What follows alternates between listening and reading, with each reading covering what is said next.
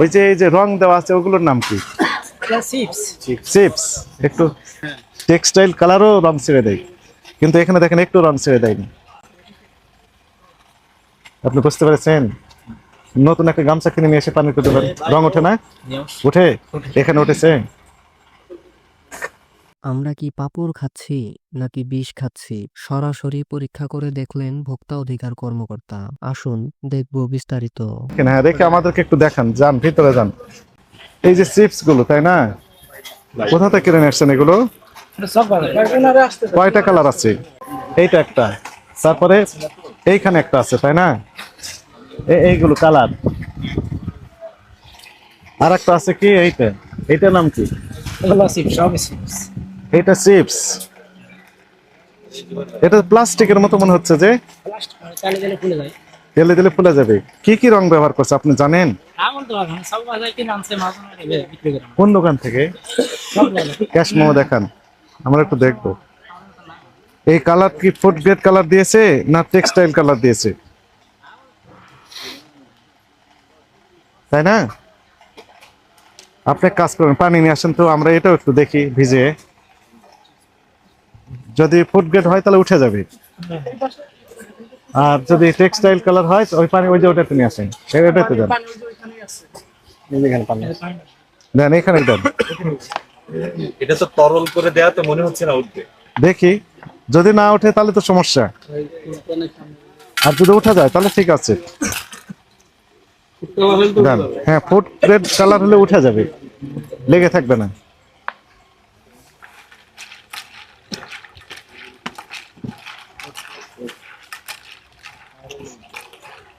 আচ্ছা, আমরা একটু অপেক্ষা করি।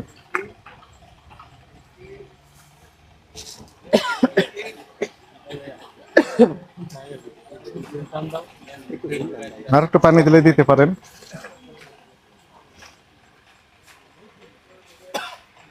ঠিক আছে, রাখেন। হ্যাঁ,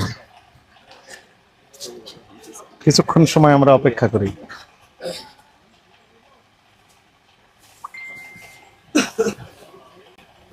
এগুলো কি আপনারা তৈরি করেন নাকি কিনা হয়েছে সব বাজার থেকে? ফুড গ্রেড কালার কত দাম আপনার আইডিয়া আছে? আরে না, আমরা বিক্রি না। আইডিয়া নাই। এটা কত করে কেজি বিক্রি করেন এগুলো? 80 টাকা 90 টাকা। 80 টাকা 90 টাকা? ফুড গ্রেড কালার কত দাম আপনি জানেন? কত হাজার টাকা? বলতে পারবো না। না, কালার চিন্তা করলে তো এটাতে দিবেই না। 80 টাকা কেজি যদি এই জিনিসগুলো বিক্রি করে, চিপস গুলো, ফুড গ্রেডের দাম তো অনেক বেশি। 4-5 হাজার টাকা। এ তো রং ছাড়ে না, তো একটু রং ছাড়ে নাই।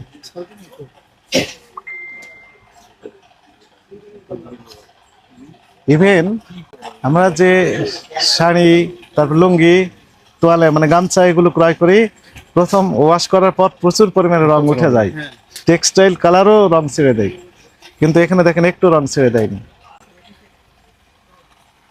আপনি বুঝতে পেরেছেন? নতুন একটা গামছা কিনে নিয়ে এসে পানি করতে পারেন, রং ওঠে না? উঠে? এখানে উঠেছে? উঠেছে? ওঠেনি। না, এটা ওঠেনি। ওঠেনি, মুশকিল তো, তাহলে এটা রিস্কি হয়ে গেল তো। নতুন উঠেছে তো। আচ্ছা, এই বিষয়ে আমাদের, আপনি মূল্য তালিকা তো ছিল ওইখানে, তাই না? ওই যে মেসার্স শাওন এন্ড ব্রাদার্স মূল্য তালিকা, তো মূল্য তালিকা বন্ধ করে রেখেছেন কেন? উদ্দেশ্য কি আপনার, বলেন? কোনো দেশ লেখা হয়নি। লেখা হয়নি, এটা তো অলসতা, লিখতে হবে। লিখে দিবে, এখন লেখেন, এই লেখেন মূল্য তালিকা নাই, এটা একটা বিষয়। এই বিষয়ে ব্যাখ্যা দিতে হবে, কোথা থেকে কিনেছেন ক্যাশ মেমো দেখাতে হবে আমাদের। না দেখালে এই বিষয়ে আপনাদের বিরুদ্ধে আমরা আইনগত ব্যবস্থা নেব। আর যদি ক্যাশ মেমো দেখাতে পারেন, মালিক দেখান, সেক্ষেত্রে যেখান থেকে কিনেছেন ওই প্রতিষ্ঠানে আমরা দেখবো যে আসলে উনি কোথায় পেয়েছেন। ছোলা কত করে বিক্রি করেন? 100 টাকা। চমৎকার, কিন্তু তো মূল্য তালিকা না থাকলে তো বুঝবে কি হবে? বড় দোকান আপনার মূল্য তালিকা থাকা উচিত ছিল। ঠিক আছে, আপনি জরিমানাটা পরিশোধ করেন। দ্রুত করেন। আর এই যে রসিদ গুলো রাখবেন, ওই যে চিপসের লাল চিপস কোথা থেকে এনেছে সবকিছু রাখতে বলবেন, এটা অধিকতর তদন্ত হবে। ঠিক আছে, এখন এটা যেটা রায় হয়ে গেছে এটা পরিশোধ করেন। আপনার মহাজনকে পরে আপনি কথা বলবেন, আর যদি না হয় তাহলে আমাদের দোকান সিলগালা করতে হবে। আমি দ্রুত করেন, দ্রুত করেন। আমাদের অফিসে আগামীকাল সকাল 10টার ভিতর পৌঁছায় দেয়।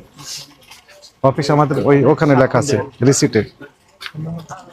আমাদের ভোক্তাদেরও সচেতন হতে হবে, তাই না? হ্যাঁ, রঙিন জিনিস কেন খেতে হবে? দেখতে সুন্দর তো। ন্যাচারাল কালার যেটি, সেটি যদি আমরা পছন্দ করি তাহলে ইনারা এই রং মেশানোর সুযোগটা পাবেন না। হ্যাঁ, সেটাই আমরা যদি খেতে চাই সেটা খেতে পারি। ঠিক আছে। সবাইকে দায়িত্বশীল হতে হবে, তাই না? এখন চলেন তাহলে আগামীকাল সকাল 10 ঘটিকার মধ্যে ঠিকানা আছে কিন্তু আমাদের এই পৌঁছায় দিবেন রিসিট। ওই কি পৌঁছাবেন? Cash memo. ঠিক আছে। জাতীয় ভোক্তা অধিকার স্বর্ণাঙ্গ দপ্তরের মহাপরিচালক মহোদয়ের নির্দেশনায় দেশব্যাপী একযোগে এই নিত্য প্রয়োজনীয় পণ্যের মূল্য যৌক্তিক, স্বাভাবিক এবং ভোক্তাগণের ক্রয় ক্ষমতার মধ্যে রাখার লক্ষ্যে এবং একই সাথে সরবরাহহীন যথাযথ রাখার লক্ষ্যেই অভিযান পরিচালনা করা হচ্ছে। ঢাকা মহানগরীতে 13টি টিম একসাথে কাজ করছে বিভিন্ন গুরুত্বপূর্ণ বাজারগুলোতে। আমরা কারওয়ান বাজারে এসে যেটি আমরা দেখলাম যে শসা, বেগুন, আলু, পেঁয়াজ সহ অন্যান্য যে সকল নিত্য প্রয়োজনীয় পণ্য রয়েছে, সকল পণ্যের পর্যাপ্ত সরবরাহ রয়েছে এবং দাম ভোক্তাদের নাগালের মধ্যে রয়েছে। এবং ভোক্তারাও উচ্ছ্বাস প্রকাশ করছেন যে এইরকম মূল্য যদি সারা বছর পাওয়া যায় তাহলে তারা সারা বছরই খুব আনন্দের সাথে এই সকল পণ্য ক্রয় করতে পারে। তো আমাদেরও টার্গেট এটি যে সরবরাহ লাইন যেন যথাযথ থাকে এবং দাম ভোক্তাদের নাগালের মধ্যেই থাকে। আপনারা দেখলেন যে বেগুন বিক্রি হচ্ছে 25 টাকা, 30 টাকা কেজি। আলু বিক্রি হচ্ছে খুচরা পর্যায়ে 20 টাকা কেজি। এক পাল্লা 100 টাকা, 20 টাকা কেজি। শসা আমরা দেখলাম কত? 20 টাকা কেজি, সর্বোচ্চ 25 টাকা কেজি। কাঁচামরিচ বিক্রি হচ্ছে 30 টাকা থেকে 40 টাকা কেজি। এবং প্রতিটা পণ্য একদম ভোক্তাদের নাগালের মধ্যেই রয়েছে দাম এবং সরবরাহ পর্যাপ্ত রয়েছে। একই সাথে আমরা দেখলাম ছোলা বিক্রি হচ্ছে এখানে 100 টাকা কেজি, যে ছোলাটি প্রথম রমজানের দিকে 110 টাকা পর্যন্ত বিক্রি হয়েছে, কিন্তু এখন আর একটু কম দামে বিক্রি হচ্ছে। একই সাথে আমাদের একটা কনসার্ন ছিল যে ভোক্তাদের পক্ষ থেকে আমরা কিছু অভিযোগ পেয়েছিলাম যে হলুদ এবং মরিচের গুঁড়ার সাথে অথবা ইটের গুঁড়া মিশানো হয় অথবা আটার সাথে যে টেক্সটাইল কালার মিশিয়ে এগুলো বিক্রি করা হচ্ছে কিনা, সেই বিষয়ে আমরা সরেজমিনে তদন্ত করে দেখলাম যে না, সেরকম প্রমাণ আমরা আসলে পাই নাই। তবে আমাদের যে মনিটরিং সেটি অব্যাহত থাকবে। অসাধু ব্যবসায়ীরা কোনোভাবেই যেন এই কার্যক্রম যেন পরিচালনা করতে না পারে সেই বিষয়ে আমাদের নজরদারি থাকবে এই সকল মিলগুলোতে। তো জনস্বার্থে আমাদের অভিযান অব্যাহত থাকবে। বাজার তদারকিতে বেশ কিছু ব্যবসায়ী কথা বলছিলেন যে আসলে 10 বছরের সর্বনিম্ন বাজার, তো তাদের লাভ থাকতেছে কিনা বা এ বিষয়ে যদি একটু ক্লিয়ার। না, আসলে আপনারা তো দেখলেন যে আসলে ব্যবসায়ী যেনারা বলছেন যে বিগত 5-7 এমনকি 10 বছর যাবত এই সকল পণ্যের মূল্য এত কম দামে বিক্রি হতে তারা দেখেনি বা তারা বিক্রি করেনি মর্মে জানিয়েছেন। আমাদেরও অবজারভেশন আসলে এরকমই যে এত কম দামে এই সকল পণ্য যে বিক্রি হয় এটি আসলে এই বছরই আমরা দেখতে পাচ্ছি। এটি সকলের জন্যই পজিটিভ। তবে আমাদের আরেকটা বিষয় খেয়াল রাখতে হবে, কৃষকরা যেন এই বিষয়ে লুজার না হয়, অর্থাৎ তাদের যে উৎপাদন খরচ তার সাথে কিছু যৌক্তিক লাভ যেন তারা পায়, এই বিষয়ে আমাদের মাথায় রাখতে হবে। আমরা দেখলাম যে খুচরা পর্যায়ে আলু বিক্রি হচ্ছে 20 টাকা, কিন্তু পাইকারি ওনারা কিনেছেন 17 টাকা কেজি। যদি এখানে 17 টাকায় কিনে থাকে তাহলে কৃষকরা আরও কম দামে বিক্রি করেছে। কিন্তু যদি 1 কেজি আলু উৎপাদন কস্ট যদি 18 টাকা 20 টাকা হয়ে থাকে তাহলে সেই পর্যন্ত টাকা তো কৃষকদের আমাদের দিতে হবে। এই বিষয়ে যথাযথ কর্তৃপক্ষ ভেবে দেখবেন এবং প্রয়োজনীয় ব্যবস্থা নেবেন, এটিও আমাদের আহ্বান থাকবে। Thank you. খুচরা বাজারে অভিযান পরিচালনা করে আসলে কতটুকু সুফল নিয়ে আসা সম্ভব বলে আপনার কাছে মনে হচ্ছে? আমাদের টিম পাইকারি উৎপাদনকারী প্রতিষ্ঠান থেকে শুরু করে বিপণন, পাইকারি, ডিলার এবং খুচরা সকল স্তরেই আমরা মনিটরিং কার্যক্রম পরিচালনা করে থাকি। আপনি যেমন বলছেন যে খুচরা পর্যায়ে শুধু আমরা যাই, এইটি যথাযথ নয়।